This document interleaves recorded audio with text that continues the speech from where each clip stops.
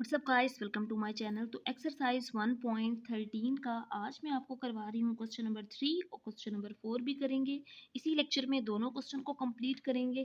तो क्वेश्चन 3 है, if 7 kg potatoes cost 140 rupees.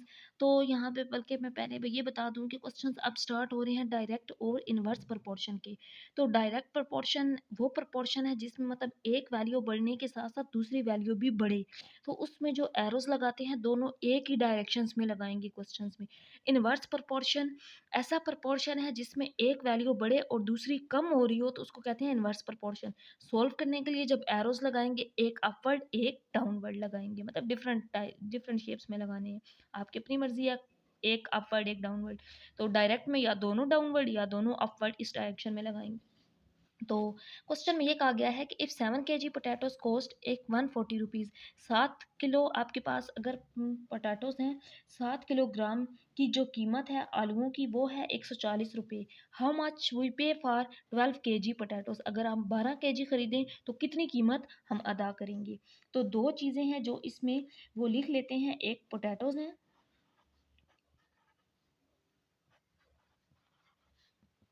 और दूसरी चीज़ है कॉस्ट।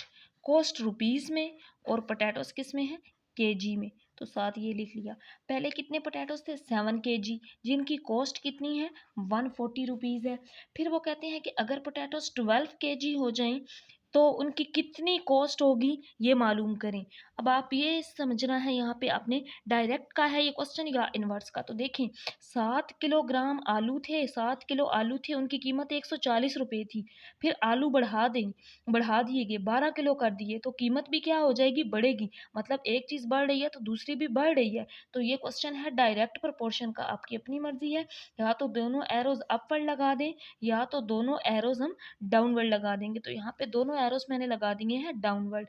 डाउनवर्ड का मतलब ये है कि अब ऊपर से नीचे की तरफ इस वैल्यू को लिखेंगे 7/12 इज इक्वल टू, यहाँ से भी इसको ऊपर से नीचे की तरफ लिखेंगे 140/x। तो ये जो वेरिएबल x है अननोन है, कॉस्ट यानी कि कीमत, ये मालूम करनी है। ये मालूम करने के लिए क्रॉस मल्टीप्लाई कर देंगे इसको इसके साथ। तो 7x is equal to 12 multiply 140 हो जाएगा। तो मल्टीप्लाई करेंगे इन वैल्यूज़ को। तो यहाँ से हमने x मालूम करना है, x निकालेंगे तो ऊपर 12 मल्टीप्लाई 140, नीचे है यहाँ पे डिवाइडेड बाय 7। तो इसको 7 पे डिवाइड कर देंगे। अब यहाँ से इसका आंसर निकाल सकते हैं एक्स का। अगर हम कटिंग कर दें, 7 1 ज़ार 7, 7 2 ज़ार 14 और 0, तो ऊपर रह गया 12 मल्टीप्लाई 20। जब 12 को 20 से मल्टीप्लाई कर देंगे तो इसका जवाब आ जाएगा 240 रुपीज़। 240 रुपीज़, क्योंकि एक्स कॉस्ट थी, कीमत थी, तो वो उसके साथ कॉस्ट रुपीज़ लगा दी हमने। इसका मतलब ये है कि 7 किलो आलूओं की कीमत अगर 140 थी तो 12 किलो आलूओं की कीमत कितनी हो जाएगी, 240 रुपये। ये इसका जवाब है। इसके बाद है क्वेश्चन नंबर 4। तो इसके बाद है क्वेश्चन नंबर 4, इसकी स्टेटमेंट मैंने लिख ली है। इसमें ये कहा गया है, फॉर 10 हॉर्सेज 12 kg 400 ग्राम 400 ग्राम और फूड इज़ रिक्वायर्ड डेली। 10 घोड़ों के लिए जो खुराक की ज़रूरत है वो कितनी है, 12 kg 400 ग्राम, यानी कि 12 किलो 400 ग्राम है 10 घोड़ों के लिए खुराक। In the same proportion how much will be needed for 16 horse's. अगर खुराक की यही तनासब रहे तो 16 घोड़ों के लिए कितनी खुराक की ज़रूरत होगी। तो ये मालूम करना है हमने।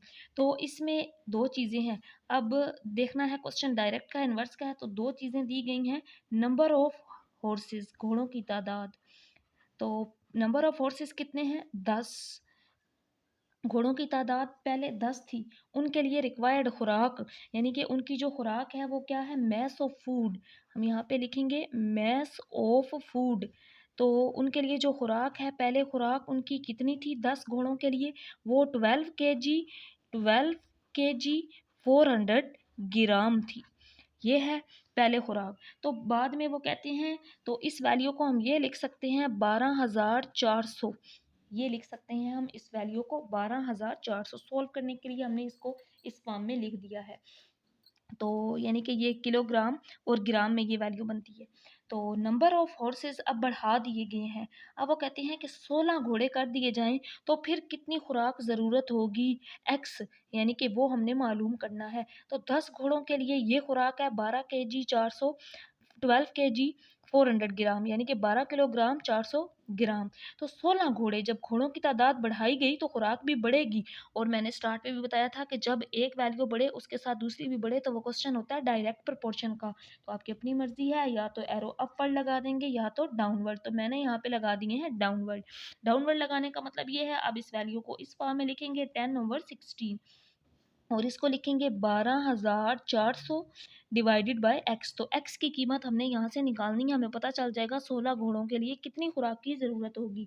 तो सॉल्व करने के लिए, इसको एक्स की वैल्यू निकालने के लिए क्रॉस मल्टीप्लाई, यहाँ पे आ गया 10x is equal to 16 multiply 12 400। तो x निकालेंगे जब, तो ये वैल्यू डिवाइड हो जाएगी, ये वैल्यू ऊपर आएगी, और x के साथ जो वैल्यू है ये डिवाइड में आ गई, ये 0 इससे काट दिया, कैंसल आउट हो गया।